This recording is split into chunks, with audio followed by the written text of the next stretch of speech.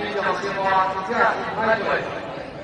前几天，咱是做总统在宣布的副总时，我们的表示，今晚是一个非常黑暗艰难的时刻，因为这一切真的大家知道吗？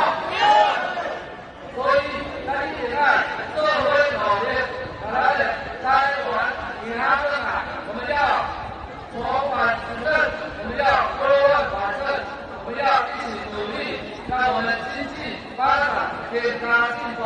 咱下一总统咱有权利，所以咱的老年，咱的台湾，咱的双方马关以很多，给到我们你们说说，咱的老年代表，各位代表说。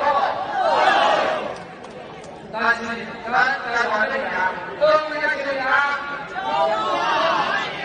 中华人，台湾的人对不？你不也相信一定按规划，高度来看大咱双方的期限。但是，咱的议会一定来帮忙着，咱中华今晚是第一关关，咱有家经济发展环境，咱开始细审选上。来，各位王县长对。